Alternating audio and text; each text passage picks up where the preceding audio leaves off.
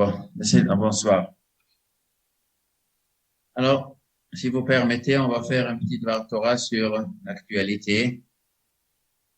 La grande actualité, c'est la guerre à Shushan.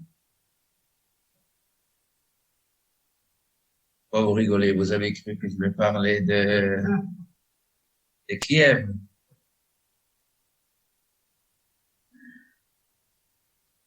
Peut-être les choses sont liées, je ne sais pas. C'est lié dans l'histoire d'une manière ou d'une autre, mais peut-être à la fin. Alors, l'histoire de la Megillah, je suppose que tout le monde connaît. Et chaque année qu'on étudie la Megillah, chaque année, on réfléchit, on trouve, comme cherche dans un trésor bien fourni, on trouve toujours des nouvelles choses. Elle est bourrée de la Megillah, bourrée des enseignements. Alors, permettez-moi pour ce soir, je ne vais pas commencer au début de la Megillah, mais je vais commencer avec la fin. Je vais commenter les dernières 3 phrases de la Megillah qui semblent à première vue très énigmatiques. Chaque année, à la fin de la Megillah, il y a un verset. J'ai jamais compris ce verset. Qu'est-ce qu'il fait dans la Megillah? Et encore à la fin, toujours un livre, quand ça va à la fin, ça y est, c'est la fin de l'histoire, c'est la sommité de l'histoire, c'est le sommet. Il arrive un verset, on sait vraiment pas qu'est-ce que ça cherche, ce verset. De quel verset il s'agit? Tout à la fin. Le dernier chapitre, il a 3 versets. Vayasem hamelech Achashverosh mas al haaretz v'yeh hayam. Et le roi Achashverosh, il mettait un impôt sur la terre et sur les îles de la mer. Il y avait 127 pays. Le roi Achashverosh, il a imposé un impôt de tous les pays, de toutes les villes, sur la terre, dans la mer. Il mettait un impôt, Mazal Tov, Chidouche. Un roi, il demande des impôts. Bon, c'est normal. Oui, pourquoi pas. Ça a toujours existé. On dirait qu'il a mis l'accent sur les impôts. Mais ça fait quoi dans la Megillah? Mais quel rapport avec la choucroute? Il y a une tellement belle histoire avec Mordechai et Esther et Haman et phénoménal. La Megillah finit avec une banalité et le roi Achashverosh, il mettait des impôts. Bon, première difficulté. Regardons le verset après. וכל מעשה תוקפו וגבורתו ופורשת גדולת מרדכי אשר גידלו המלך אחשוורוש, המלך, הלא הם כתובים על ספר דברי ימים למלכי מדי ופרס. Sachez toute la grandeur de Mordechai, toute sa puissance est déjà écrite dans le livre de Mède et de Perse. Donc, l'histoire de Megillat Esther est connue aussi au Goïm. Est-ce que ce verset est important? Bon, c'est bien à savoir que nous ne sommes pas les seuls que nous avons hérité cette histoire. Elle existe aussi chez les Iraniens. D'ailleurs, jusqu'à la venue de Khomeini, comme ça, les Juifs iraniens m'ont raconté. Ça a été enseigné dans les écoles en Iran, on racontait cette histoire. Très bien. Mais est-ce que vraiment c'est important pour que ça fait partie de Megillat Esther de nous raconter que c'est écrit chez eux aussi? C'est très important pour nous. Après le dernier verset, qui Mordechai Hayhudi Mishne la Melech Achashverosh. Sachez que Mordechai le Juif, Mishne le Melech Achashverosh, il secondait le roi Achashverosh. Alors, le Gadol Hayudim, il était grand pour les Juifs. Le Ratsui le Rovechav, il était Ratsui, accepté, bienvenu il était bienveillant, il était ratsoui, il était reconnu comme agréable, le Rov Echav pour la majorité de ses frères, la majorité des Juifs, on dit c'est un type bien, très bien. Oresh Tov La'amo, il cherche le bien pour son peuple. Le Dover Shalom Lechol Zaro, il cherchait, il parlait de paix, Lechol Zaro pour toute la descendance du peuple juif. Bon, c'est bien, ce verset est bien, mais en vérité, c'est pas tellement grand chidouche. Un juif, il cherche le bien du peuple juif, oui, heureusement. Alors, qu'est-ce qu'on attend de Mordechai? Évidemment qu'il cherche le bien. On aurait pu s'imaginer tout seul. Bon, la Megillah nous le dit. Bon, c'est pas encore très difficile, mais ce qui est difficile dans ce verset, le verset dit, il était reconnu agréablement chez la majorité de ses frères. Ça veut dire quoi la majorité? La majorité de ses frères, et quoi? Il y a une minorité qui n'était pas contente de lui? Tiens, c'est intéressant. Quoi? Il y avait des juifs qui n'étaient pas contents de Mordechai. Veratsui le Rov Echav. Il était agréable, reconnu agréablement chez la majorité de ses frères. On dirait qu'il y avait quelques-uns qui étaient pas contents, qui faisaient un peu, comment ça se fait? Pourquoi? Il n'était pas bien pour tous les juifs. Mais le passage qu'il dit, Begadol Hayudim, il était grand pour les juifs. Ratsou le Rovechav Doreshto, le Amo. Il cherche le bien de son peuple. Mais Dover Shalom, le Chol Zaro. Il cherche la paix pour toute la descendance du peuple juif. On dirait qu'il y a ici un petit conflit. Pas tous les juifs, ils ont compris qu'est-ce que ce monsieur fait. La majorité était contente, certaines, ils étaient pas tellement contents. Mais lui, sachez, il cherchait la paix, le chol zaro pour tous les juifs. Malgré qu'il y a certains qui n'ont pas compris qu'est-ce qu'il fait ce monsieur. Qui sait alors si quelques juifs peut-être qui n'étaient pas contents? Pourquoi ils n'étaient pas contents? Ce verset, il est après quel verset? Le verset que Achashverosh, il a mis un impôt pour tous les pays. Alors, ils n'étaient pas contents des impôts. Bon, personne n'est content de payer des impôts, ça c'est vrai.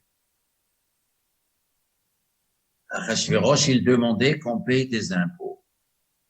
Et qui a collecté les impôts? Le roi? Le roi, il aimait de boire le vin, il aimait de festoyer le roi. Seulement, il a demandé son premier ministre. Le boulot que le peuple n'aime pas en tant que premier ministre. C'est pas le président lui-même qui le fait. Probablement, il demandait à Mordechai, écoute-moi, premier ministre, Mishneh le-Melech, il était le second, tu as encaissé les impôts. Alors Mordechai, il a encaissé les impôts. La majorité des Juifs étaient contents, il y en a certains qui n'étaient pas très contents. Bon, on peut comprendre ça. Mais bon, mais en quoi c'est important cette histoire? Mais la Megillah termine, il cherchait la paix pour toute sa descendance. La descendance du peuple juif. Mais le peuple juif, pourquoi la descendance? Resh Tov La'amo, il cherche le bien de son peuple et il fait la paix pour la descendance. Ici, la Megillah termine avec un mot qui cache quelque chose. Elle cache la suite de l'histoire. Chaque livre dans les Sifre Kodesh, dans le Tanakh, elle est bourrée d'enseignements. Dans chaque verset du Tanakh, il y a beaucoup d'enseignements. Mais chaque livre du Tanakh est inséré à un certain endroit dans le Tanakh. Et pour comprendre où elle se positionne, comment l'histoire continue de génération en génération, Moshe Rabbeinu, les 5 livres de Moshe, après Yeshua ben Nun et le livre de Shoftim, après le livre de Shmuel, le livre de Melachim, livre Ayamim, Esther, chaque livre raconte une partie de l'histoire, mais l'histoire, comment elle se déroule, elle ne se déroule pas par hasard. Il y a un plan dans l'histoire du monde. Et pour comprendre où l'histoire s'insère, il faut regarder le début du livre et la fin du livre. Le début du livre va Bimei Achashverosh, l'époque de Achashverosh. On dirait qu'on connaît Achashverosh, c'est une personne connue ou c'est la première fois que le Tanakh nous raconte de ce monsieur? Et si on parle la descendance qui va arriver après, l'histoire n'est pas terminée avec la fin de la Megillah. Elle continue. Et Mordechai était visionnaire, le Chol Zaro, malgré qu'il y a des Juifs qui ne comprenaient pas. Qu'est-ce qui se passe ici? De quoi parle la Megillah? Alors, on va commencer un petit peu à comprendre ce sujet. Pour le comprendre, il faut ouvrir un peu le Tanakh, le livre de Daniel et le livre de Ezra HaSofer. Ce sont des contemporains de Mordechai. Pour ouvrir le livre de Yirmia Hanavi, la fin du livre de Melachim, et on va commencer à comprendre un petit peu de quoi il s'agit. Alors, il y avait le prophète Yirmia, il avait prophétisé. Sachez que le premier temple va être détruit et l'exil du peuple juif durera 70 ans. Après, les Juifs retourneront à Yerushalayim, il y aura de nouveau un temple. Très bien, comme ça Yirmia Hanavi l'a dit. Maintenant, nous trouvons une histoire dans le livre de Daniel, 5e chapitre. Il y avait un roi qui s'appelait Belshazzar, le fils ou le petit-fils de Nebuchadnezzar, ce qui a détruit le Beth Amikdash. Belshazzar, dont Mickey on appelle Balthazar, mais dans le Tanakh il s'appelle Belshazzar, un roi archi-riche. Et il aimait beaucoup de festoyer, il aimait beaucoup du vin. Et le texte nous raconte, à un moment, il a fait un repas de folie, il buvait beaucoup de vin, et il utilisait les ustensiles du Beth Amikdash. Nebuchadnezzar, il a transporté les ustensiles du Beth Amikdash à Babel, et il a dit, le temple c'est terminé. On ne veut plus le temple des Juifs. Les Juifs sont maintenant en exil, on se débarrasse du temple. Et le prophète Yirmia, il a dit, sachez, dans 70 années, le temple revient. Et Nebuchadnezzar, il avait un peu peur de ça. Et pas que Nebuchadnezzar, tout le monde. Les Goïms, ils ont dit, on va voir si le prophète dit la vérité ou il dit n'importe quoi. Alors, pendant 70 ans, les Goïms, ils osaient pas d'utiliser les Kélim de Beth Amikdash. Le premier qui les a utilisés, c'était Belshazzar. Quelle année? 51 ans après la destruction du temple.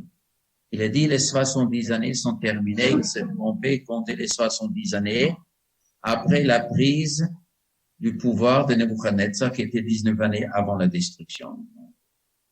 Alors donc, depuis la prise du pouvoir de Nebuchadnezzar, 70 années c'est terminé, c'est 50 ans, 51 ans après la destruction.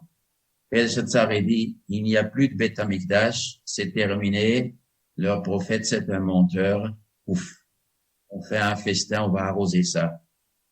Ils ont utilisé les clés Beth Amikdash, la Tanakh nous raconte, il y avait une main qui a inscrit, une main invisible, un homme invisible qui a écrit quelque chose. Personne ne savait lire, ils appelaient Daniel. Daniel, il a dit, l'empire babylonien qui a détruit le temple, qui a détruit le peuple juif, qui s'est levé contre Dieu, aujourd'hui, vous avez osé de utiliser les crimes du Beth Amikdash, vous croyez que le prophète a menti, aujourd'hui, Babel s'écroule. C'est terminé, l'empire Babel. Et pendant cette nuit-là, Belshazzar, il se fait tuer, est devenu le roi, le premier roi Koresh, de Perse, qui était son gendre. Les Perses, ils ont pris le pouvoir.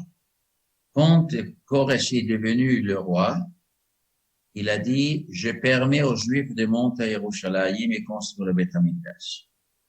Yeshaya Navi, 150 ans plus tôt, il a dit, le jour que le roi perse deviendra le chef du monde, c'est lui qui permettrait de construire le temple. Ça, c'est déjà Yeshaya Navi. Et Hachem, il a mis dans le cœur de Koresh de dire, qui des Juifs qui vont à Yerushalayim qui construit le temple.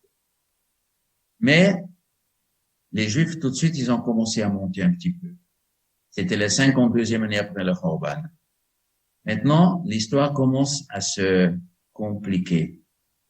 Et cette complication que le Tanakh nous raconte, c'est une très grande actualité. Vous allez faire dans votre tête des rapprochements, des va-et-venus, d'actualité au XXe siècle, au XXIe siècle, hein, avec ce qui s'est passé. Le Tanakh nous raconte qu'il y avait à Yerushalayim une population demi-juifs. Qu'est-ce que c'est demi-juifs? Des Shomronim, des Samaritains. 150 ans avant la destruction du premier temple, les 10 tribus sont parties en exil et le roi Sancheriv, il a amené une grande population d'Irak en Eretz Israël, les a installés et ils se sont convertis à moitié au judaïsme. On les appelle Koutim, ils venaient de la ville Kout en Irak, de la région. Ils sont installés dans le territoire des 10 tribus. La capitale s'appelait Shomron, donc on les appelle aussi Shomronim. Ils faisaient la moitié du judaïsme, 2/3 du judaïsme, 3/4 du judaïsme, un peu l'idolâtrie, un peu judaïsme, comme ci, comme ça. Eux sont restés à Yerushalayim. Nebuchadnezzar les a pas exilés. Et dans cette population, il y avait encore quelques chefs qui étaient les enfants de Haman. Haman, qui était ministre chez Achashverosh, il a envoyé ses enfants, quelques-unes de ses enfants à Yerushalayim pour veiller que le juif ne retourne pas à Yerushalayim. Dès que le roi Koresh a donné la permission de construire le Beth Amikdash, ces Shomronim, ils ont écrit une lettre salée au roi Koresh. Ils ont dit, Monsieur l'empereur, ne laissez pas les Juifs monter à Jérusalem. Ils vont construire un État. Ils vont faire un temple. Ils vont plus payer des impôts. C'est des gens qui se rebellent, qui se soumettent à personne. Ils avaient ici au Proche-Orient un empire, mais personne les supporte. C'est des gens insupportables à tout le monde. Une lettre de médisance, une lettre salir le peuple juif. Et ils ont dit, Monsieur l'empereur, vous allez perdre beaucoup d'argent si vous laissez les Juifs construire leur Beth Amikdash. Ils payeront plus les impôts au roi perse. Et le Koresh, le pauvre type, il a gobé ce Lachon Hara et il a interdit de construire le Beth Amikdash. Le Tanakh continue à raconter. C'est les lettres écrites, 4e chapitre dans Ezra. Koresh, après le premier Dariavesh, après Achashverosh, il devient le roi. La Megillat Esther nous raconte à Achashverosh, la 3e année, que Shevet Melech Achashverosh, quand il se sentit bien dans son royaume, il a aussi fait un festin. Et il a encore une fois, Kelim et Kelim Shanim, le vin, il coulait à flot dans le festin que tout le monde connaît au début de la Megillah. Il a utilisé les Kelim du Beth Amikdash encore une fois. Il a dit, Belshazzar il s'est trompé. Il fallait pas calculer à partir de prise de pouvoir de Nebuchadnezzar. Il fallait calculer autrement le jour où Nebuchadnezzar, il a conquis pour la première fois Jérusalem à l'époque du roi Joachim, qui est 11 années avant le Khorban. Il a calculé, il a dit, maintenant, mon 3e année, voici le moment qu'il fallait calculer 70 années. Et le Beth Amikdash n'est pas là, je suis content. Et maintenant, il y aura plus de Beth Amikdash. Il était soulagé. En vérité, marqué dans Sefer Ezra, et quand Achashverosh est devenu le roi, tout de suite les Juifs, ils ont demandé la permission chez lui.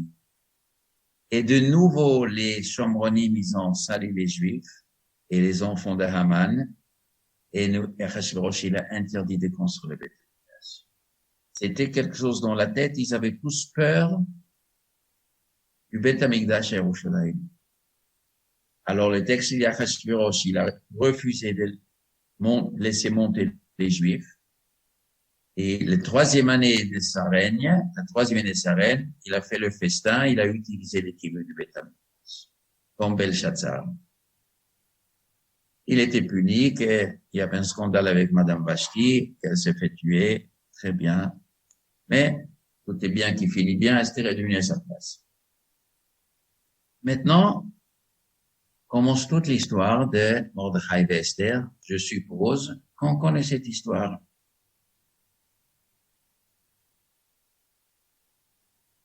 Je reviens maintenant au milieu de la Megillah, il y a une phrase. Tout le monde connaît que Esther est venue sans permission chez le roi.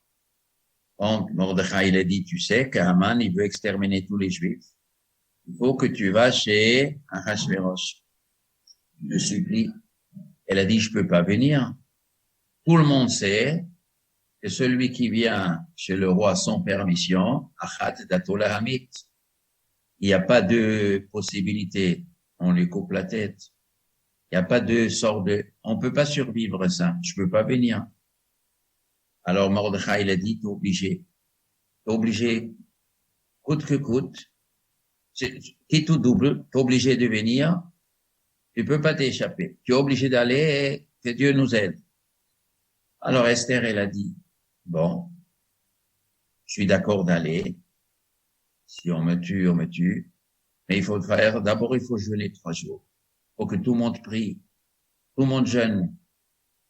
Et que vous priez que je réussis. Mordechai, elle a dit d'accord, ils ont fait 3 jours de jeûne. Le deuxième jour du jeûne, Esther, elle a osé, elle est rentrée sans permission. Et un miracle, elle a trouvé grâce aux yeux du roi. Le roi, il tend le sceptre. Malach Esther Amalka, qu'est-ce que tu as, Esther la reine? Qu'est-ce que tu as? Ça veut dire, tu te mets en danger de mort. Tu sais qu'on n'a pas le droit de faire ça. Sous-entendu. Ma'asha eilatech ve'enatenach. Uma bakashatech atchatzia malchut ve'teas. Quelle est ta demande? Quelle est ta supplication? Jusqu'à la moitié du royaume, je te le ferai. Il parle de She'ela, de Bakasha. She'ela, c'est ce qu'on demande pour soi-même. Bakasha, on demande pour d'autres. Achashverosh, il dit, il y a quelque chose qui chagrine Esther. C'est la chagrine. Elle se met en danger de mort pour me demander pour un rendez-vous. Il y a quelque chose de très important. Ma She'ela, tu as quelque chose personnel? Quoi, un médecin, quelque chose personnel, je te fais. Ou ma bakashatech, si tu es un bakasha pour d'autres personnes, si tu es l'envoyé d'autres personnes, atchatzi amalchut vetias, jusqu'à la moitié du royaume, et ce sera fait. C'est sérieux, jusqu'à la moitié du royaume. Elle est bien, elle est généreuse, c'est Achashverosh. La moitié du royaume, il donne à Esther. Ça veut dire quoi? La moitié des impôts de tous les 127 pays. Et quoi? Elle a le droit de prendre 63 pays des impôts. C'est un joli cadeau. C'est une façon de parler comme ça. Ils aiment comme ça, de bluffer. Bon, peut-être. Mais la Gemara nous dit que le mot atchatsi hamalchut, atchatsi hamalchut, c'est quoi chatsi? Soit le milieu du royaume. Le milieu du royaume, c'est quoi? De Hodou va Atkush, depuis l'Inde jusqu'en Éthiopie. C'est un demi-cercle, ça veut dire l'Inde, le Pakistan, l'Iran, l'Afghanistan, l'Arabie, la Turquie, le Kurdistan, la Turquie, et après l'Égypte, le Liban, Eretz Israël, après jusqu'en Éthiopie. Le milieu, c'est Yerushalayim. Je te donne jusqu'à Yerushalayim. Mais la Gemara nous dit plus. Le mot Chatsi, vient du mot chatzitza. Chatzitza, c'est quelque chose qui bloque. Si il était en train de dire à Achashverosh et à Esther, si tu veux avoir tout ce que tu veux, je te donne, mais ce qui est chotzetz b'malchuti, ce qui crée une coupure dans mon malchut, je peux pas te donner. Si jamais tu demandes Jérusalem et le Beth Amikdash, ça je te donne pas. Ça va me couper mon royaume. Ça c'est le pshat atratzi hamalchut. Cette Gemara dans Masechet Megillah est étonnante. Parce qu'Achashverosh ne savait pas qu'Esther est les Juifs.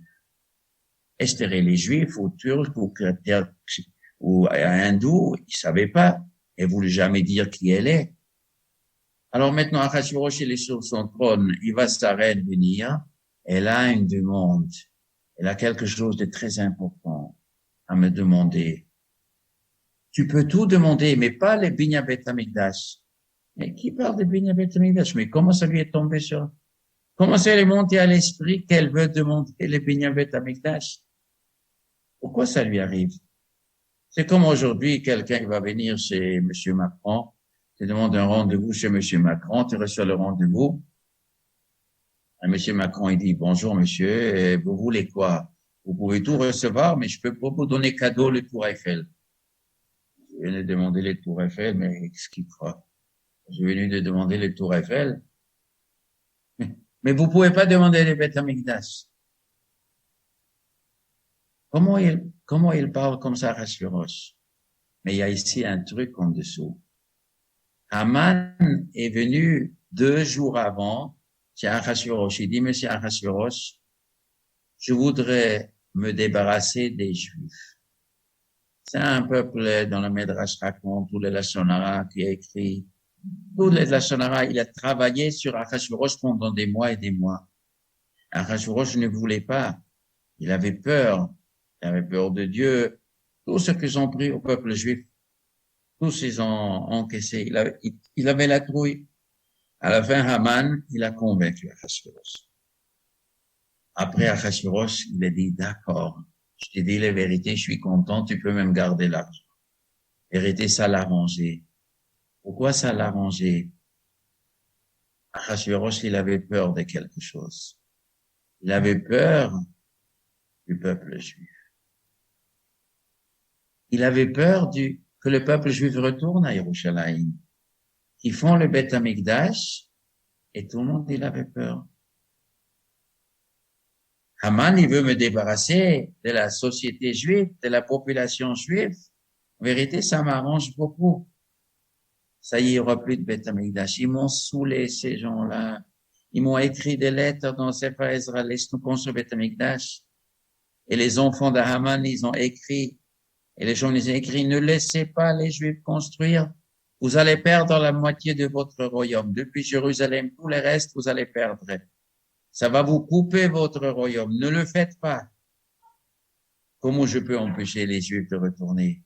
Mais Haman, c'est la Mina Shamayim, le bon Dieu m'a envoyé chez Haman, il m'a me débarrassé des Juifs. Ça y est. Ça, Achashverosh, il pensait, quand il a donné le sceau à Haman. Après, il est sur le trône. Et qu'est-ce qu'il faisait sur le trône? Il est dans son film. Ça y est, Haman, il va se débarrasser, il va me débarrasser des Juifs. Il n'y aura plus de problème de Beth Amikdash. Quel bonheur et tout. Il ouvre les yeux, il va, Esther. Ah, Esther, venez. Elle vient, elle a une grande demande. Voilà, il se met en danger. Qu'est-ce que tu as, Esther? Tu as besoin de quelque chose pour toi? Pour des autres? Tu peux tout me demander, sauf pas le Beth Amikdash. Pourquoi Beth Amikdash? Parce que c'est ça son film dans la tête. Mais c'est ça qui le taraudait. Mais c'est ça qui était le plus grand souci de tous les rois du Proche-Orient. Ça, c'était le souci de Nebuchadnezzar et de Belshazzar et de Evel-Merodach et de Koresh. Tous ils étaient. Tu me demandes pas les Binya Bet Amikdash. Qu'est-ce que tu demandes? Je demande que vous venez demain au 2e festin, le Seder. On amène demain Haman avec nous. Arrive le deuxième festin. Qu'est-ce que tu as, Esther Amalka, à Tratia Malchut le Théas, une deuxième fois?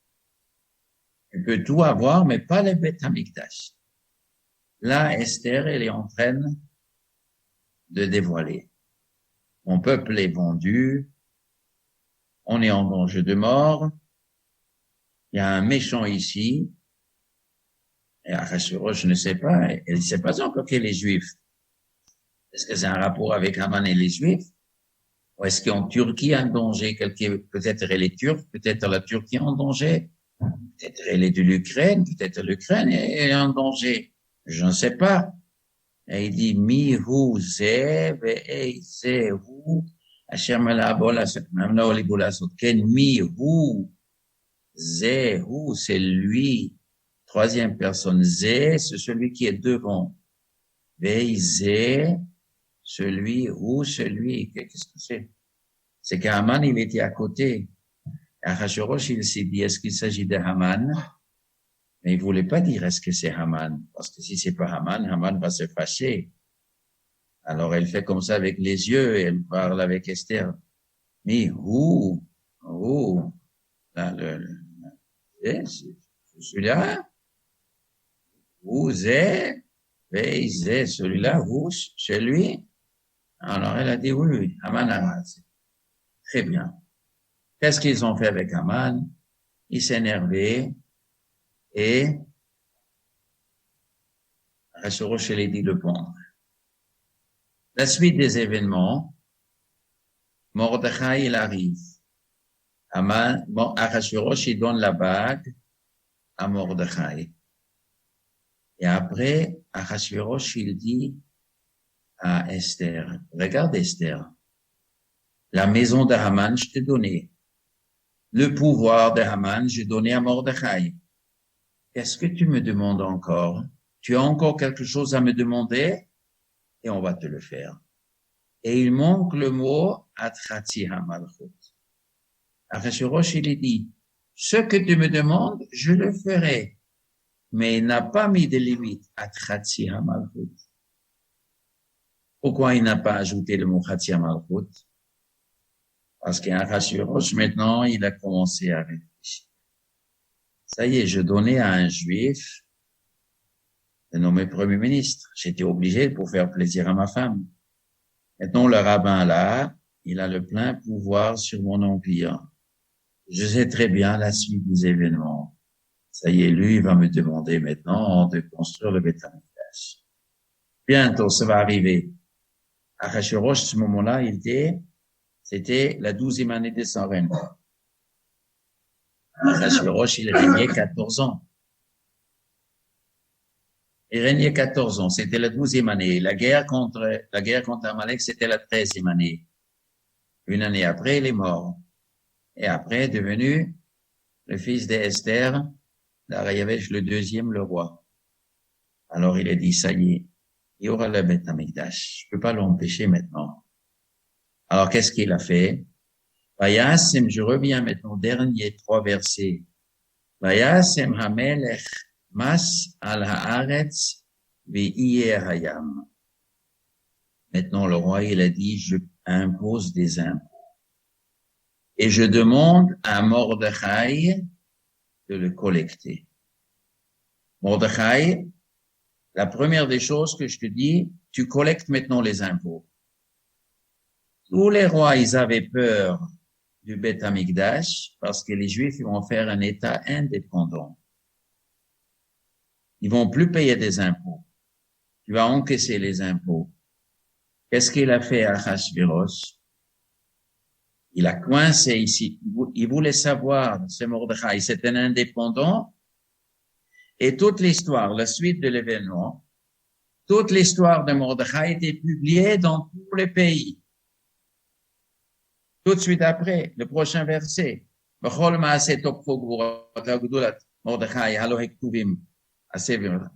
Il a publié dans tous les 127 pays, le premier ministre Mordechai, et il va vous prendre maintenant des impôts. Peut-être il avait des intentions de salir un peu Mordechai aux yeux des gens. Parce que ceux qui encaissent des impôts, on l'aime pas trop. Peut-être il se préparait déjà pour qu'il ne sera pas trop longtemps Premier ministre. Ou c'était un test à Mordechai. Alors, qu'est-ce qu'elle dit le verset? Mordechai, il a été Mishne le Melech Achashverosh. Il secondait. Ça veut dire il était sous Achashverosh. Il faisait ce qu'Achashverosh demandait. Gadol Hayudim, Veratzui le Rovecha. Il a plu à la majorité, pas tout le monde. Il y en a qui sont un peu maugrés. Ah, il nous empêche. Ah, il nous demande des impôts. Il faut payer des impôts. Et qu'est-ce qu'il voulait? Alors, la suite de l'histoire, on trouve dans les Sefer de Ezra. Le Sefer de Ezra est écrit comme ça au 7e chapitre. Ezra Sofer a reçu, il est monté à Yerushalayim 7 années plus tard, avec une lettre dans la main du roi Dariavesh, le fils d'Esther. Le fils d'Esther était un grand copain de Nehemia, qui était le chef des chansons. Nehemia était un gadolador. Il était dans les palais de Dariavesh et il servait le vin. Peut-être pour qu'il boit du vin kasher parce que c'était un juif Dariavesh, ou parce que il pouvait l'influencer. Ceux qui servent le vin, c'est un confident. Parce que l'homme le plus fidèle au roi, c'est celui qui sert le manger. Faut pas qu'il empoisonne. Quand un roi, il veut pas être empoisonné, il a un goûteur, il a ceux qui lui servent. C'est pour ça Pharaon, en Égypte, était tellement fâché avec le pâtissier. Parce qu'il a dit, tu fais pas attention, qu'est-ce qui tombe, et quelqu'un peut mettre du poison dedans. Nehemia était ceux qui servaient le vin, et là-bas, il gérait, il travaillait sur Dariavesh. Le texte, il dit, Dariavesh, il a donné une lettre à Ezra Sofer. Elle a dit, toi, Ezra, tu es le plus grand chacham des Juifs. Vous, il savait. Mordechai lui a dit, Nehemia lui a dit, il a dit, Ezra, je te nomme le grand rabbin d'Eretz Israël.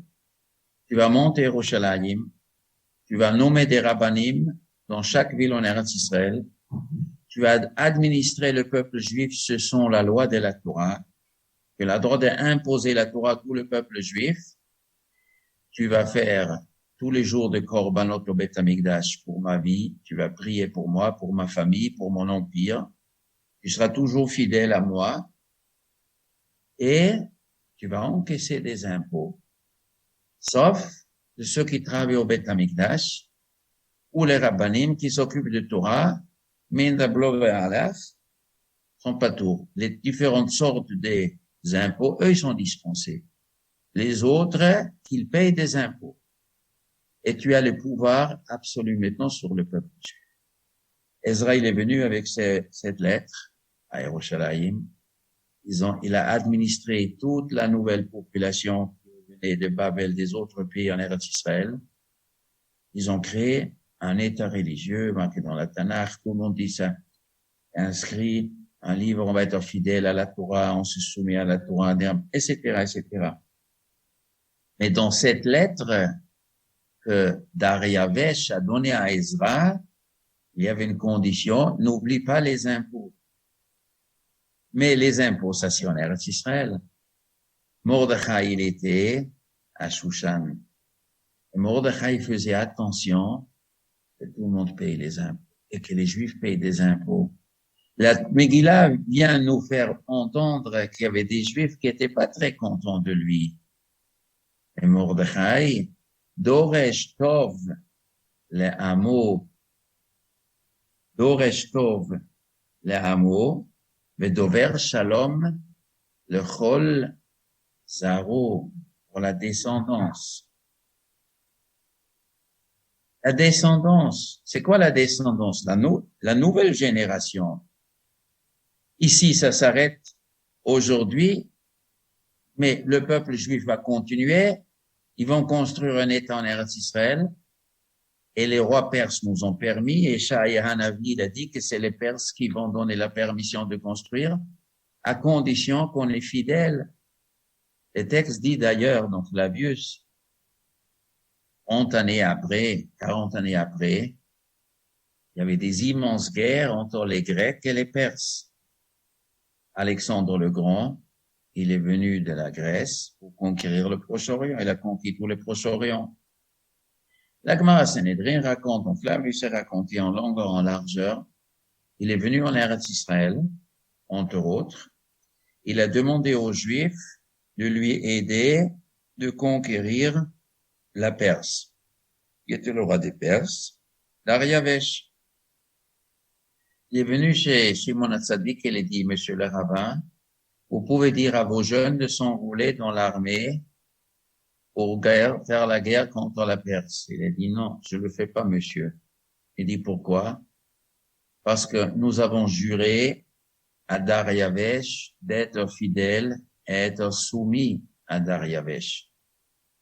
Alors, Alexandre le Grand, il dit, eh ben, vous avez juré, mais vous allez transgresser le serment. Il a dit, non, on ne transgresse pas le serment. Alors, les Shomronim sont partis chez Alexandre le Grand. Ils ont parlé la Shonara, comme c'est la coutume de ces Shomronim. Et ils ont demandé à Alexandre le Grand de détruire le Beth Amikdash. Alors, une seconde, je me suis trompé. Je disais, il a dit à Shimon HaTzadik, Shimon HaTzadik bien après. Il a parlé d'abord avec les Juifs. Et les Juifs, ils ont dit, on a juré fidélité à Dariavesh. Et après, il y avait le rencontre avec Shimon HaTzadik. Shimon HaTzadik, il est sorti. Et Alexandre le Grand, il a rencontré Shimon HaTzadik. Il est descendu du cheval, il se prosternait. Alors, les Shomronim, ils ont dit, pourquoi vous prosternez devant ce Juif? Il a dit, parce que tous les batailles que je fais, quand j'ai du mal à gagner une bataille, une fois dans la nuit, je vois un rêve, un monsieur qui prie que je gagne la bataille, et le lendemain, je gagne la bataille. Et j'ai jamais su qui c'est ce juif, qui c'est ce monsieur qui prie pour moi. Maintenant, je vois ce monsieur-là. Shimon HaTzadik, il priait pour qu'Alexandre le Grand gagne les batailles pour conquérir le monde. Alors, il a demandé à Shimon HaTzadik, vous priez pour que moi je gagne? Il dit oui. Mais vous avez dit que vous êtes fidèle à Dariavesh. Il dit, nous ne faisons pas de mal à Dariavesh.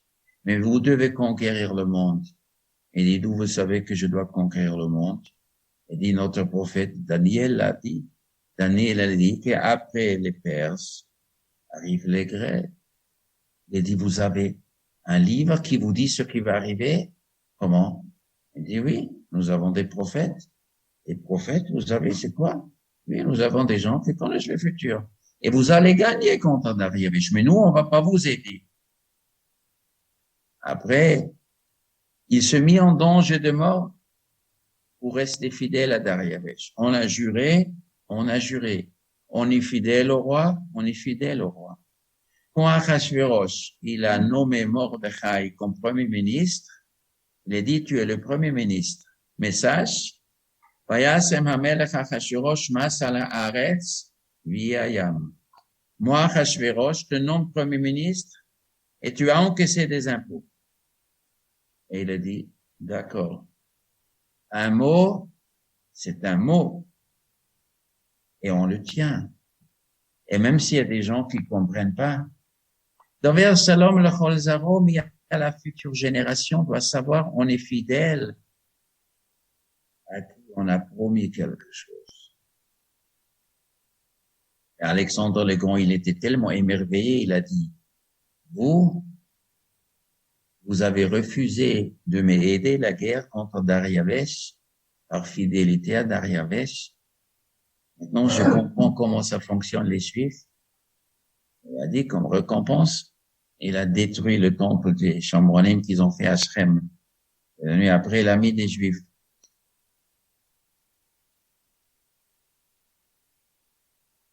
Qu'est-ce qu'on peut apprendre de cette histoire? On peut apprendre beaucoup de choses. Très beaucoup de choses. Les impôts dans un pays, c'est pas pachout de pas payer des impôts. C'est pas du tout pachout. pas simple. On dit sur Amalek, Zachor et asher asa lecha Amalek. Rappelle-toi ce qui t'a fait Amalek. Où c'est marqué cette histoire, Zachor et asher asa lecha Amalek? C'est marqué où dans la Torah? Dans quel paracha? Quel paracha déjà? Hein? Ki Tetse. Comment ça se fait que c'est dans Ki Tetse? Mais l'histoire d'Amalek est marquée dans Parashat Beshalach. Comment ça s'est égaré, cette histoire de Zachor, dans Parashat Ki Tetse? Comment ça s'est égaré dans Parashat Ki Tetse? Alors Rashi raconte, avant cette histoire, il est marqué, In tzedek, eifa tzedek, in tzedek, lo yebek Israël va'aven, il faut pas que tu aies dans ta poche 2 poids et 2 mesures. C'est une expression en français, 2 poids, 2 mesures. Ça vient de la Torah. C'est quoi 2 poids, 2 mesures? Quand un homme, il achète, et quand il vend, on met sur une balance. Et disons, quelqu'un, il fait du commerce avec du fromage. Alors, il achète 1 kilo de fromage. Il achète 10 kilos de fromage. Il vend 10 fois 1 kilo. Il achète chaque kilo pour 10 euros. Il le vend pour 15 euros. Il gagne. Très bien. Mais quand je vais compter les 10 kilos, j'ai une balance, je mets du fromage et je mets ici 10 pièces de 1 kilo. Donc ça fait 10 kilos. Et quand je vends après à 15 euros, je prends 1 kilo avec 1 kilo. Il y a des malins. Et quand ils achètent, ils mettent pas une pièce d'1 kilo, 1 kilo 100 grammes, et ils marquent dessus 1 kilo. Et quand ils le vendent, il fait une pièce de 900 grammes. Il marque 1 kilo. 2 poids, 2 mesures. Ça veut dire, pour acheter, j'achète 1 kilo 100 grammes. Soi-disant, je paye 1 kilo. Et quand je le vends 1 kilo. En vérité, c'est 900 grammes. Bon, c'est très simple. Mais tout le business. Mais où est le bénéfice si je triche pas? Je demande à un commerçant, mais c'est petit là, le diable, il se niche dans les détails. Oui, mais non, mais c'est pas 1 kilo, c'est 900 grammes. Mais où je veux gagner mon bénéfice? Il faut tricher un peu ici, un peu ici, un peu ici. Sinon, on gagne pas. On dit sur le Chafetz Chaim, on était jeune, sa femme avait un magasin. Lui, il avait le magasin. Elle vendait de l'épicerie. De sel, de lait, de pommes de terre, je sais pas quoi. Elle lui faisait les comptes le soir. Bon. Elle tenait le magasin. Il y avait d'autres magasins dans la ville. C'est des épiceries.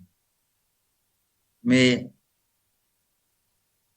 la coutume était que quand on vend 1 kilo de fromage, on donne 50 grammes de moins, 30 grammes de moins. Et la Chafetz Chaim, il a fait comme c'est marqué dans le Mishnah Baba Batra. 1 kilo, on ajoute 20 grammes. Comme ça dit la Mishnah. Faut toujours ajouter un petit peu plus. Parce qu'on peut pas être exact. Dans le doute, tu ajoutes un peu. Comme ça, tu es sûr que tu voles pas. Donc, il a fait 20 grammes de plus. Et les autres, 20 grammes de moins. Bon. Qui gagnait plus? Les autres. Et à un moment, les gens, ils ont remarqué que chez lui, on reçoit un petit peu plus. On reçoit un peu plus. Alors, ils sont partis acheter chez lui. Alors, tout le monde est venu chez lui. Alors, son magasin marchait mieux. Et les autres, ils sont venus chez lui, dit, Monsieur le rabbin, pour nous casser notre business. Il dit, pourquoi? Il dit, parce que vous donnez un peu plus. Il dit, c'est marqué dans la Mishnah, il faut donner un peu plus, non? Mais donnez-vous aussi un peu plus. Il dit, alors où est notre bénéfice? Pour le moment, vous nous cassez le business. Qu'est-ce qu'il a fait la Chafetz Chaim? Elle a fermé son magasin. Elle était obligée de fermer. C'est votre faute. Vous, les clients, vous faites ce que la halakha dit. Mais la Gemara nous dit, pourquoi la Torah nous parle d'Amalek? Après l'histoire, que pas vendre 2 poids, 2 mesures, pas tricher dans le business, parce que Amalek, les antisémites, ne vient pas attaquer les Juifs, sauf s'il y a de la malhonnêteté dans la conversation. S'il y a des Juifs malhonnêtes, alors les antisémites peuvent arriver.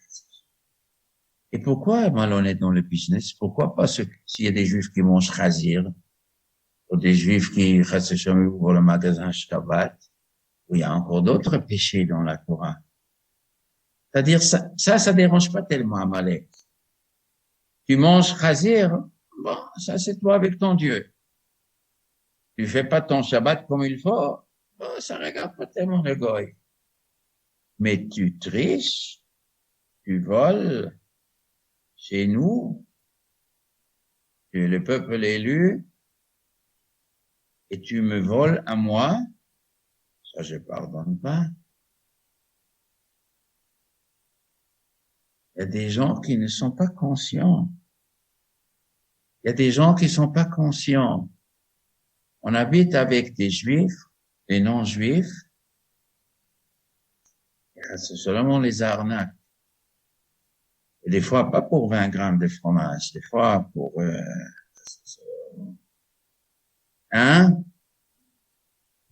pour le fromage. Il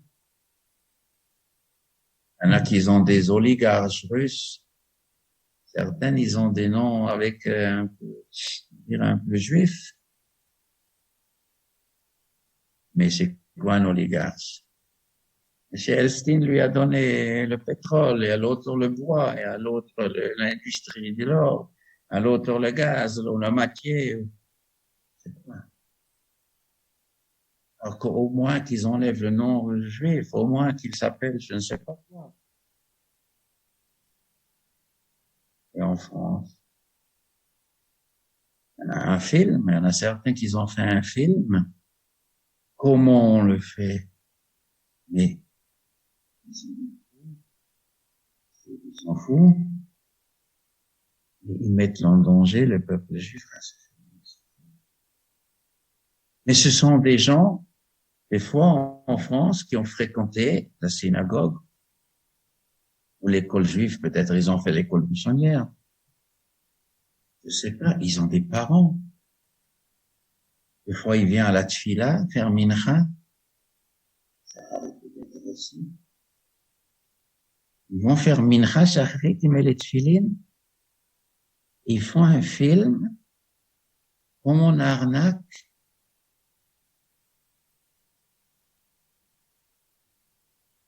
Comment c'est possible? Nous n'avons pas fait le travail.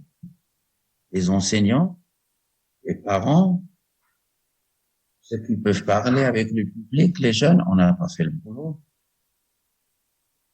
Il est arrivé quelque chose de grave.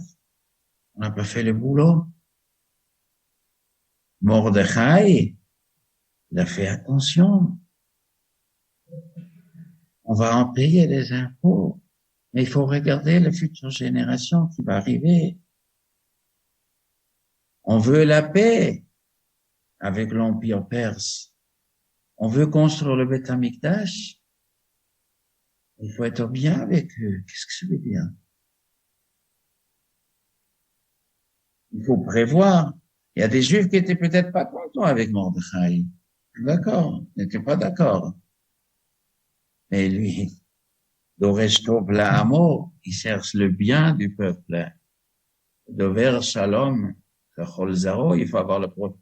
Dans 10 ans, 20 années aussi, il faut avoir la paix. Il faut regarder ce qui va arriver dans 20 ans. Ce qui va arriver dans 30 ans, ce qui va arriver. On peut écouter ce que disent les Amalekim sur nous. On fasse shalom à un juif, il se fait attraper. Qu'est-ce qu'ils disent chez eux, sur nous? Chaque juif, il représente pour le peuple juif. Et qu'est-ce qu'ils disent après? Un Portugais qui vole, on dit pas les Portugais, c'est des voleurs. Un Serbe, un Croate qui vole, on dit pas que les Croates, c'est des voleurs. Et si on le dit, mais ça rentre ici, ça sort ici. Chez nous, on dit pas comme ça. Faut faire très attention. Faire très attention. Mais je veux revenir à un autre point. Qu'est-ce que c'est cette histoire des Shomronim, les Samaritains? Le Tanakh raconte en longueur et aussi dans la Gemara, que de Rabbi Eliezer, quand les Chachamim sont venus à Yerushalayim construire le Beth Amikdash, le Tanakh raconte, les Shomronim, ils ont dit, d'abord, ils voulaient aucun prix construire le Beth Amikdash. Ils étaient excités, en plus, par les enfants de Haman. Haman avait une vision, il voulait empêcher le Beth Amikdash. Haman, c'est le vrai Amalek. Et pour pas que les Juifs remontent à Yerushalayim, il était prêt à exterminer tous les Juifs. Mais, ces Shomronim aussi faisaient partie de ceux qui refusaient. Et après Dariavesh, il a permis, il ne pouvait plus rien dire. Alors les Juifs sont venus. Les Shomronim sont venus chez les Juifs, ils ont dit, bonjour monsieur les Juifs, vous êtes venus, bon, Dariavesh, il a donné la permission. Sachez que nous allons participer à la construction du Beth Amikdash. On veut participer. On est d'accord, on construit, nous participons. On paye d'argent, on a des ouvriers. Ezra, il a dit, non, vous participez pas. Vous pouvez pas participer. Quoi? On est aussi juifs. Vous participez pas. Dans Pirkei de Rabbi Eliezer, il est marqué, ils ont voulu faire la guerre contre les Juifs. 185 000 Shomronim, et les Juifs, ils étaient 42 000. Ils étaient 4 fois plus. Ils ont dit, on fait la guerre, on vous massacre si nous ne pouvons pas participer. Alors, Ezra Sofer, avec tous les Chachamim, ils ont fait un chérem contre eux. Ceux qui mangent le pain d'un Samaritain, c'est comme ils mangent le chazir. On se sépare d'eux, on se marie pas avec eux. Les Samaritains, ils faisaient la moitié de la Torah, ils étaient mal convertis. Ils croyaient pas à Triatamitim. Ils ont voulu utiliser des Kohanim Psulim, mais il y avait un Kohen, qui était malheureusement le fils d'un Kohen Gadol, qui était marié avec la fille de Sanballat.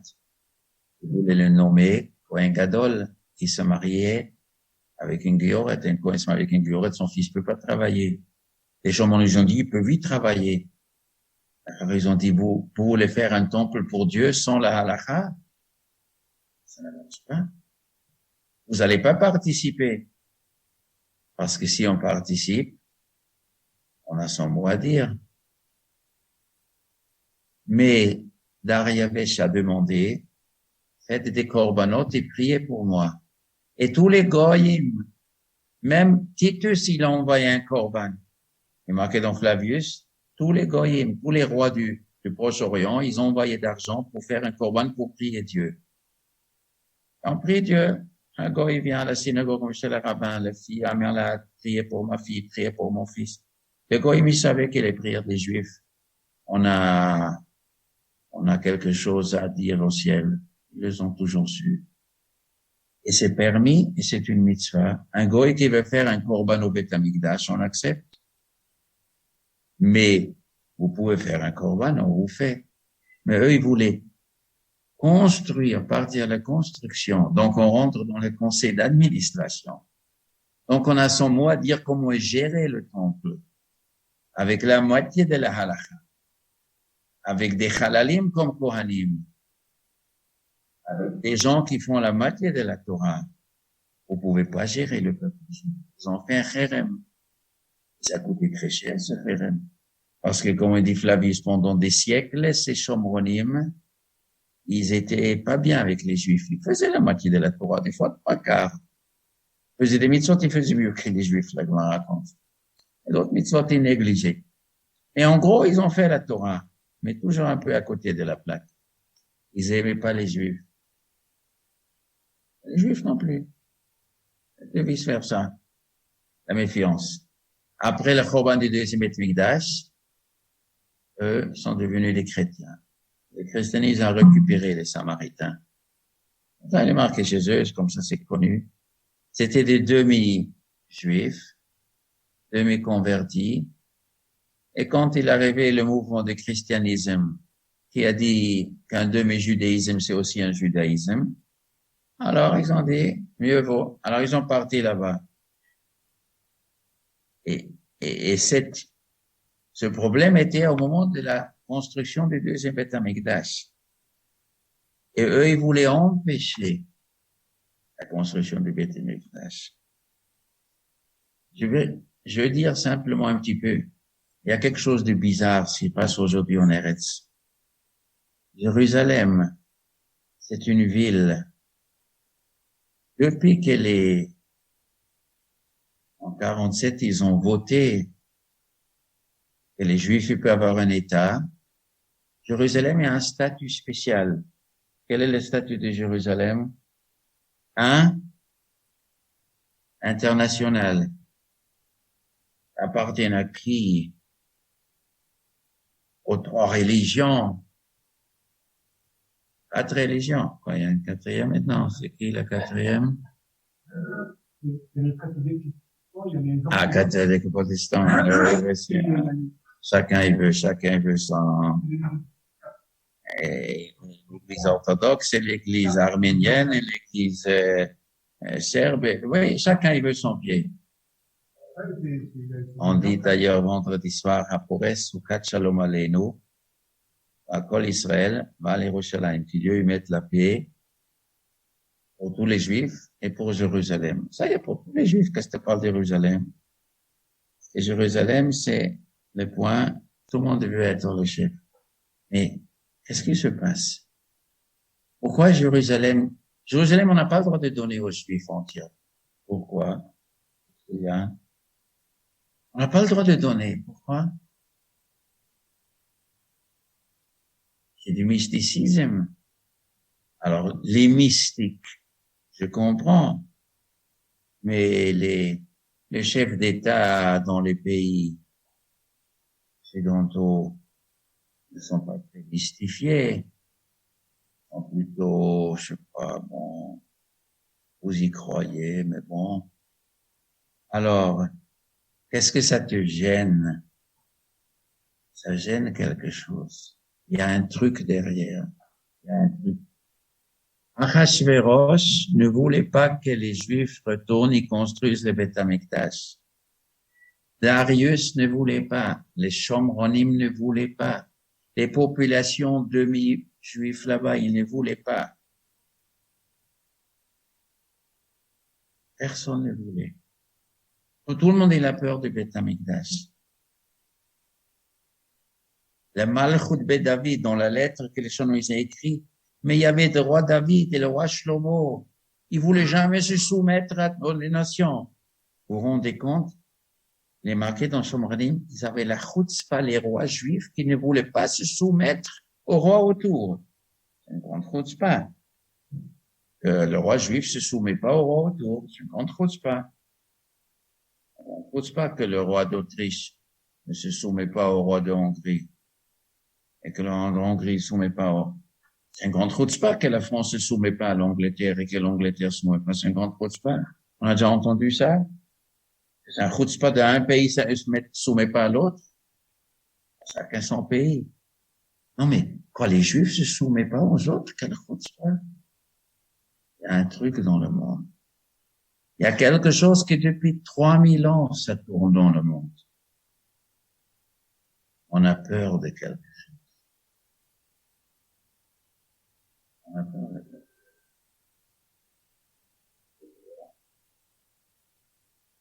Beth Amikdash. Et si les Juifs ils font un Beth Amikdash, qu'est-ce qu'ils vont faire? Ils vont prendre des moutons, ils vont égorger. Ils vont prendre les sang, ils vont jeter sur les Mizbeach. Alors le monde s'écroulera. On pourra plus rouler en Renault, en Peugeot. On pourra plus rouler en El Al. Quel est le problème? Et si les Juifs ils font la Beth Amikdash, il y a quoi? Ils prennent des farines avec de l'huile. Ils prennent la knitza, ils mettent dessus, et le Cohen qui mange. Le bon enfant, là, ou c'est quoi? Des pique-niques, ils font. Non. Il y a quelque chose derrière. Il y a quelque chose derrière. Tous les prophètes, ils ont parlé à quelque chose derrière. Il y a un changement de la société, une prise de conscience, il y a un autre monde. Il y a un Dieu dans le monde. Il y a une moralité dans le monde. Tout le monde ici, il y a quelque chose. Il y aura une prise de conscience. Et on veut éviter ça. On veut éviter. Il faut écouter l'Église. Faut pas laisser les Juifs. Il y a le conflit au Proche-Orient, c'est une guerre dans une guerre. C'est deux guerres. Il y a un conflit politique, et militaire, et économique, et culturel, et religieux, et le monde entier met son doigt dedans, comme à l'époque. À l'époque, c'était le 127 pays autour. Aujourd'hui, c'est plus que 127 pays autour. Et dans cette histoire, en vérité, combien de versets il y a dans la Megillat Esther? Il y a combien de versets? Combien de versets il y a dans le Megillat Esther? Pas des chapitres, des versets. Et à 167, il me semble. Alors, la moitié, ça fait quoi? La moitié.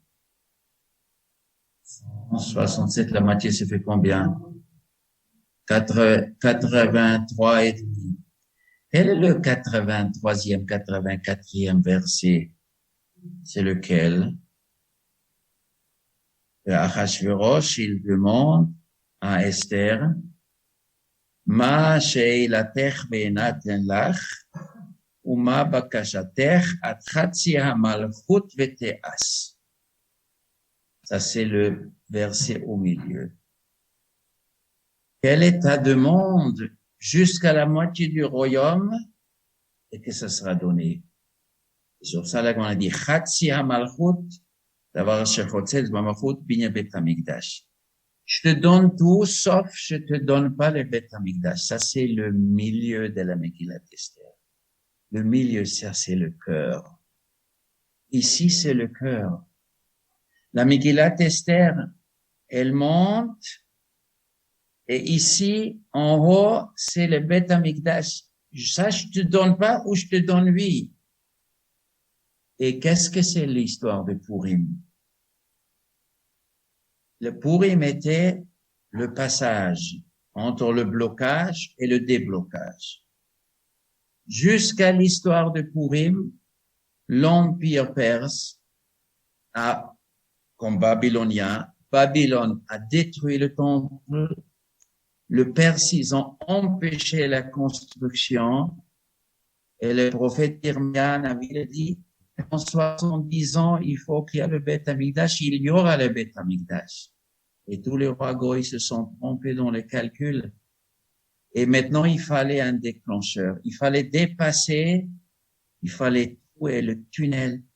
Et Adchatia Malchut, quelle est ta demande? Elle a craché le morceau. Haman veut nous tuer et il se l'est bloqué. Haman est sur la potence. Mordechai est à la place de Haman sur le cheval. Et maintenant, on va construire le Beth Amikdash. Ici, à Kadesh Baruch Hu, il a changé la politique. Il y a une immense pression mondiale contre la suite de l'histoire sainte du peuple juif. Le Beth Amikdash va être construit, pas construit. Il va être construit. Ça, il fallait dégager d'abord Amalek. Amalek qui se met à travers. Qu'est-ce que ça veut dire Amalek qui se met à travers? Hier, on était dans la synagogue. On a dit, Zachor et Asher asa lach Amalek baderech besetrem mitzrayim. Rappelle-toi ce qu'Amalek il t'a fait quand tu es sorti d'Égypte. Pourquoi je dois me rappeler? Ça veut dire quoi? Mais il t'a agressé. N'oublie pas qu'il t'a agressé. Mais c'est quoi comme mitzvah? Il est bizarre, cette mitzvah. Quand quelqu'un fait tort à l'autre, il est obligé de se rappeler, il n'a pas le droit d'oublier. Le contraire, la Torah dit l'otikon velotitor, ne sois pas rancunier, on te fait du mal, ça va. Les Juifs, la Torah demande, oublie, 10 années, 20 années après, il faut se rappeler, 3000 années après, il faut que je me rappelle qu'il nous a attaqués. C'est une mitzvah bizarre. Mais non, c'est quoi la mitzvah? Amalek, c'est un virus très dangereux. Chaque année, il faut venir à la synagogue, se rappeler, chaque année, il faut un vaccin pour renouveler le vaccin contre Amalek. C'est quoi ce virus Amalek? Et mes frères me disent, Amalek, c'est la valeur numérique 240, et le mot safek, doute, c'est la valeur numérique 240. Amalek égale doute. Le doute, c'est un virus dangereux. Pourquoi le doute, c'est un virus dangereux? Le doute, c'est celle, quand quelqu'un me raconte une histoire, je dois croire comme un imbécile, je dois avoir un doute. Un type, il me dit, tu sais, lui, il est voleur. Il y a que les imbéciles qui croient. Peut-être c'est faux, il faut me prouver. Le doute, se douter, c'est une logique saine. Mais il y a deux sortes d'approches vers le doute. Il y a le doute qui est un passage pour une analyse, pour savoir où est la vérité, où est le mensonge. Le doute, on passe le doute pour arriver à savoir où est la vérité. Il y a une autre sorte d'approche du doute. C'est quand la vérité est prouvée, on remet tout en question. J'y crois pas. N'importe quoi. Casser la certitude quand c'est établi.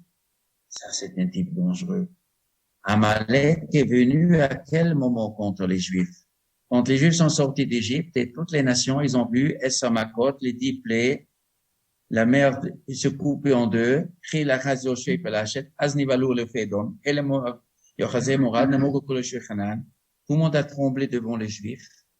Il y a un Dieu au monde. Et il punit les méchants. Les Égyptiens, ils étaient méchants. Ils se sont pris au peuple juif. C'est écroulé. Et le peuple tremblait. Il y a un Dieu, il y a une moralité, on n'a pas le droit d'être méchant. On n'attaque pas les Juifs. Est venu Amalek. N'importe quoi. Moi, je les attaque. J'y crois rien. Mais tu ne vas pas la preuve qu'il y a un Dieu. Il n'y a pas d'assurance. C'est tout un doute. Le doute est le but de la philosophie. La chutzpah de remettre en question. On s'est déjà prouvé. Pourquoi Amalek il fait ça? Pour pouvoir faire toutes les immoralités. Tu peux jamais me dire je suis immoral. Tu n'as pas de preuve. Mais un Dieu montre, tu n'as pas de preuve.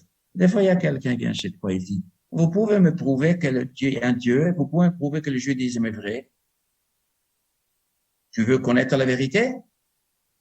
Je veux dire, si je te le prouve, tu l'acceptes? Tu dis oui, d'accord, on va te prouver. Mais il y en a qu'un qui dit, même si tu me prouves 1000 fois, de toute façon, j'accepte pas.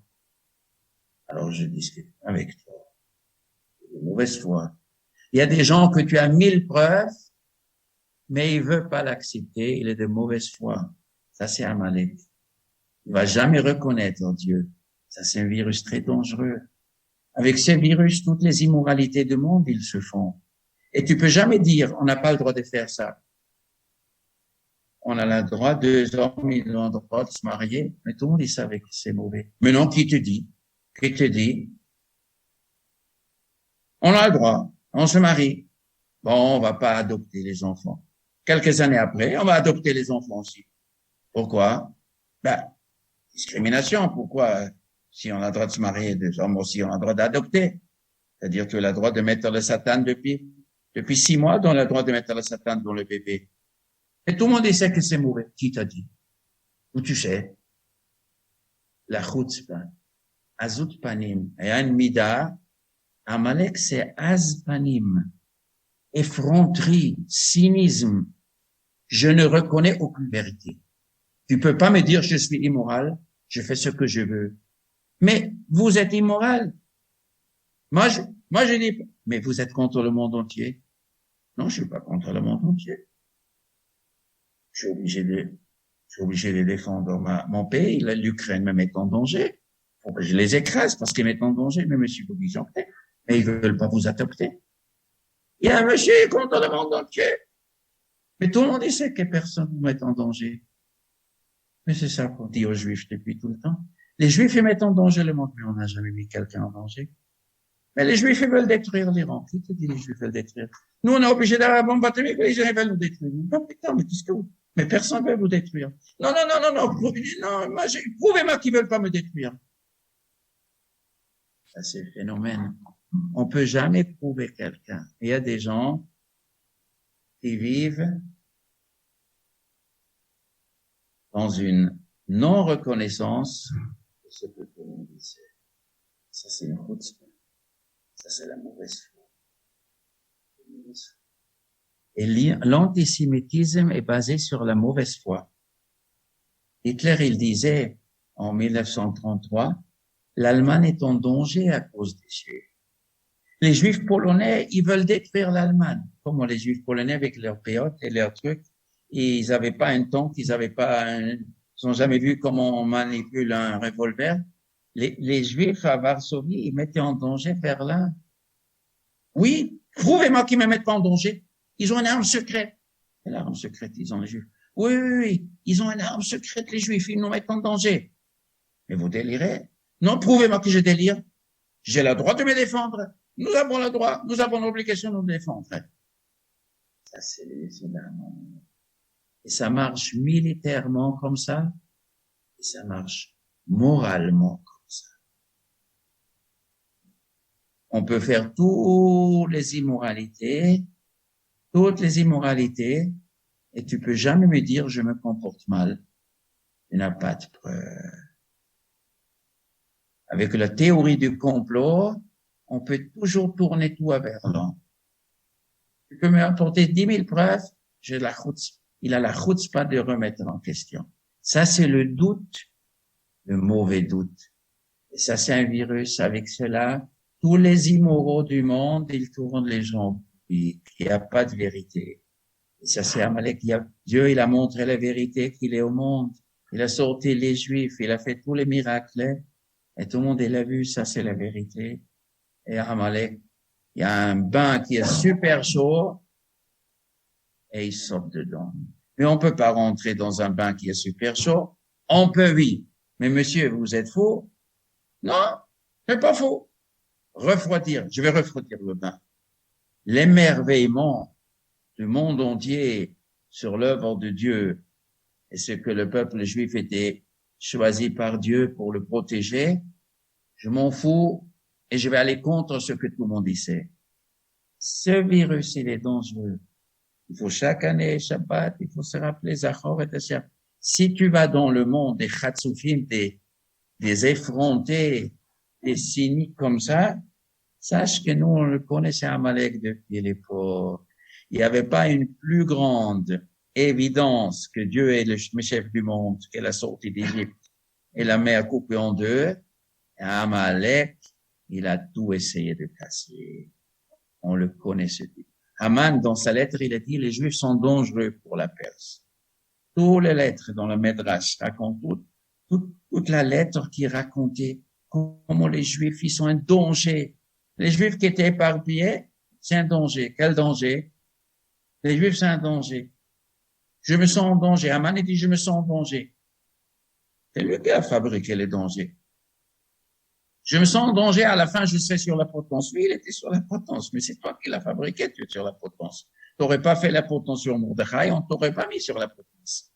Le rachat, il a fait un goral, Purim, Al-Shem Hapur, un tirage au sort. C'est où Mordechai ou moi? Comme Yom Kippour, il y a deux boucs.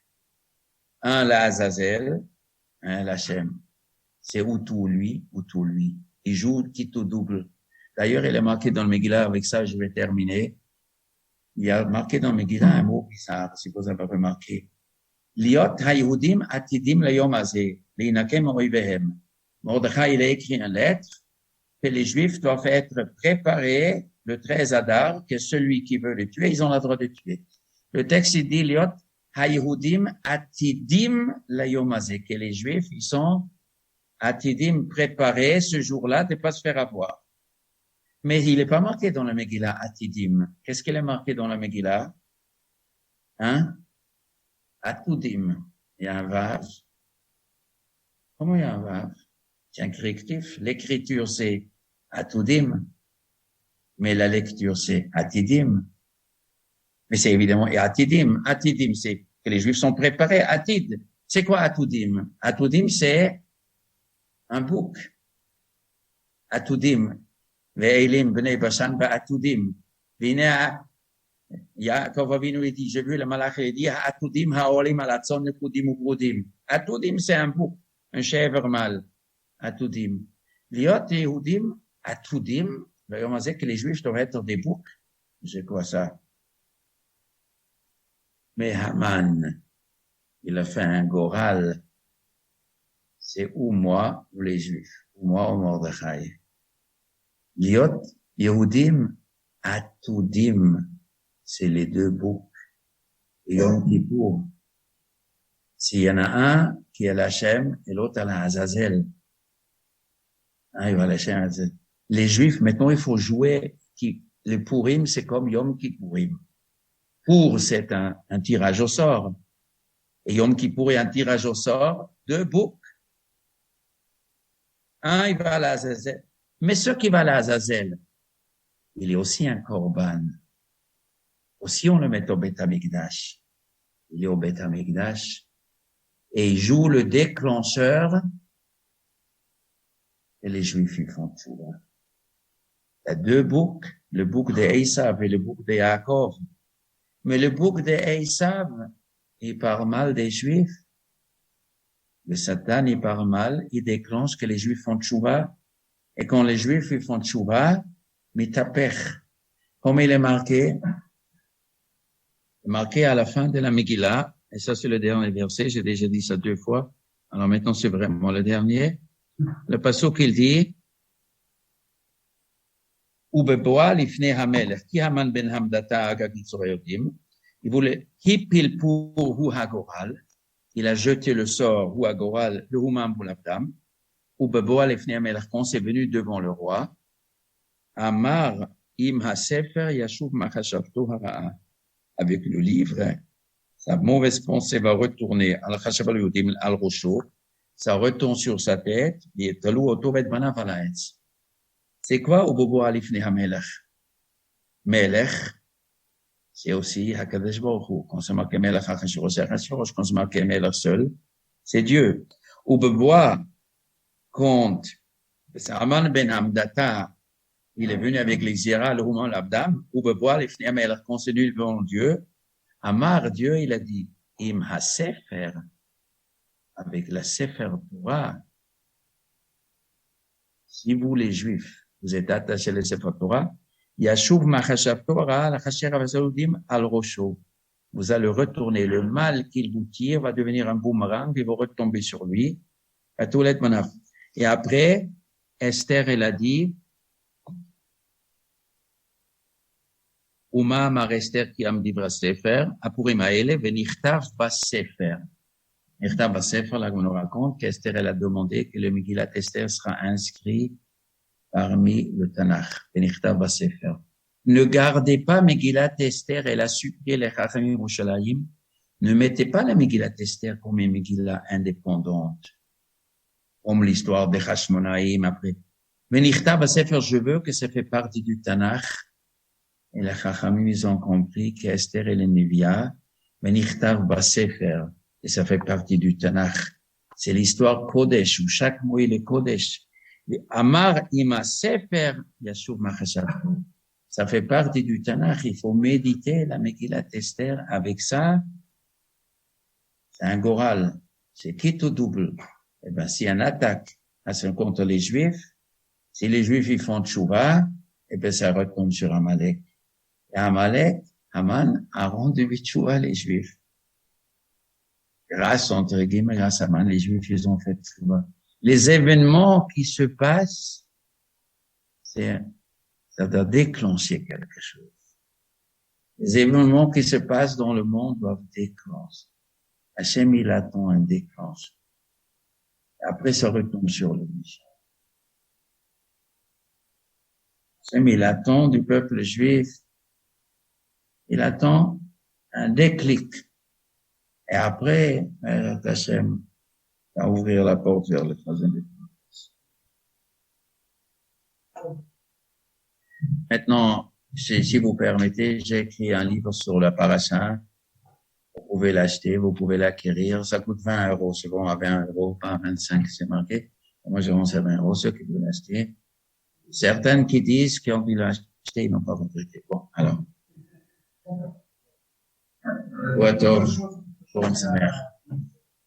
Ah, il y a un monsieur, j'ai un ami ici qui habite à Sarcelles. Il n'a pas de rentrée d'argent. Il vient de Roumanie. Si vous pouvez aider, c'est mitzvah. Il n'a pas d'aide pour l'instant de l'État ni de rien. Si vous voulez aider, c'est pour le mitzvah.